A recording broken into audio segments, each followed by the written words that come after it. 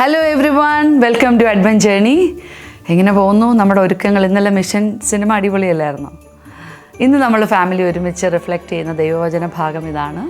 ജെറമിയായുടെ പുസ്തകം 17-ാം അധ്യായം 5 മുതൽ 18 വരെയുള്ള വാക്യങ്ങൾ. വളരെ മനോഹരമായൊരു വചനഭാഗമാണ്. നിങ്ങളത് വായിക്കണം. വായിക്കുന്ന സമയത്ത് ഒന്ന് ചിന്തിക്കുക, അതിൽ പറയുന്നത് പോലെയാണോ നമുക്ക് കർത്താവുമായിട്ടുള്ള നമ്മുടെ ഒരു ബന്ധവും നമ്മുടെ പ്രത്യാശയൊക്കെ എന്നൊന്ന് ചിന്തിക്കുന്നത് നല്ലതാണ്. ഇന്ന് നമ്മൾ കേൾക്കാൻ പോകുന്നത് സ്വർഗരാജ്യത്തിൽ കയറാൻ ചെന്നൊരു 4 വ്യക്തികളുടെ കഥയാണ്. അപ്പം ആദ്യത്തെ ആൾ അവിടെ ചെന്നു, മാലാഖയോട് പറഞ്ഞു, ഞാനൊരു മതപണ്ഡിതനാണ്.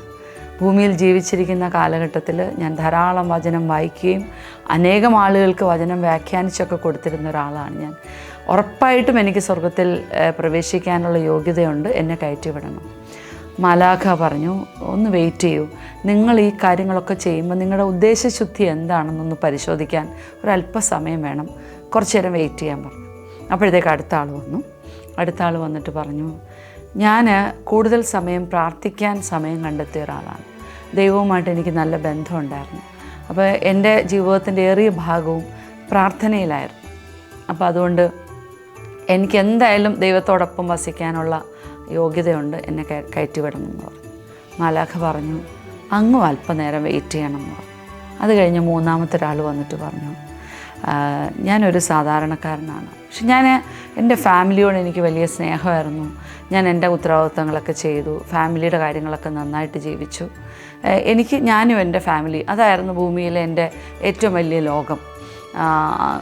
അവരെയൊക്കെ വിട്ടുപോകുന്നതിൽ എനിക്ക് സങ്കടമുണ്ട്, പക്ഷേ എന്നെ എന്തായാലും സ്വർഗത്തിലേക്ക് കയറ്റണം. മാലാഖ പറഞ്ഞു, അങ്ങും അല്പസമയം വെയിറ്റ് ചെയ്യണം. നാലാമത്തെ ആൾ വന്നിട്ട് പറഞ്ഞു, മാലാഖേ, അങ്ങനെ പ്രത്യേകിച്ച് പറയാനൊന്നും എൻ്റെ കയ്യിലില്ല, ഞാനൊരു സാധാരണക്കാരനാണ്, പക്ഷെ ഞാൻ വളരെ സന്തോഷവാനായിരുന്നു.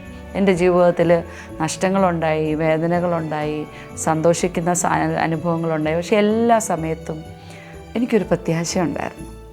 അതായിരുന്നു എൻ്റെ ജീവിതത്തിൻ്റെ ബലം. അത് മാത്രമല്ല, എൻ്റെ അടുത്ത് ആരെങ്കിലുമൊക്കെ സഹായം ചോദിച്ചു വന്നു കഴിഞ്ഞാൽ ഞാൻ അവർക്ക് വേണ്ടതൊക്കെ ചെയ്യും. എൻ്റെ കയ്യിലുള്ളതുപോലെ ചെറിയ വസ്ത്രമായിട്ടോ ഭക്ഷണമായിട്ടോ, പിന്നെ അതുമല്ല സങ്കടം പറയാനൊക്കെ ആരെങ്കിലുമൊക്കെ വന്നാൽ ഞാൻ അവരെ കേൾക്കുമായിരുന്നു. ഞാനതുകൊണ്ട് ചെറിയ ചെറിയ കാര്യങ്ങൾ, ഒത്തിരി വലിയ കാര്യങ്ങളൊന്നും ചെയ്തിട്ടില്ല. മാലാഖ പറഞ്ഞു, തീർച്ചയായിട്ടും അങ്ങേക്ക് പോകാനുള്ള വാതിൽ തുറക്കപ്പെട്ടിരിക്കുന്നു, അകത്തേക്ക് പോകാമെന്ന് പറഞ്ഞു.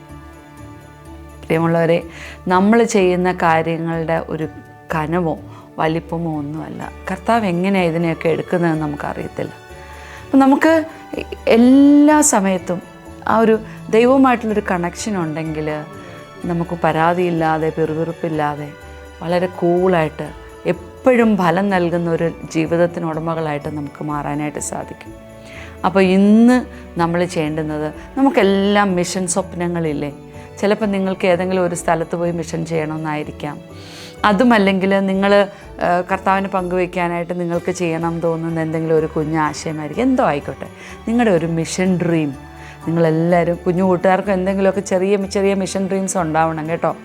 നിങ്ങളെല്ലാവരോടൊക്കെ ഒന്ന് പറഞ്ഞ് അതിനു വേണ്ടി ഒന്ന് പ്രാർത്ഥിക്കുക. ഇന്ന് മുതൽ വരുന്ന കുറേ നാളത്തേക്ക് നമ്മുടെ ഈ ഒരു മിഷൻ സ്വപ്നത്തെ ഈശോയുടെ കയ്യിലേക്ക് കൊടുത്തുകൊണ്ട്, ചിലപ്പോൾ നിങ്ങളുടെ ഒരു ഫാമിലി മിഷൻ ഡ്രീം ആവാം, അതുവാണെങ്കിലും അത് ഈശോയുടെ കയ്യിൽ കൊടുത്ത് നമുക്ക് പ്രാർത്ഥിച്ചൊരുങ്ങാം. അപ്പോൾ നാളെ വീണ്ടും കാണാം. ബൈ.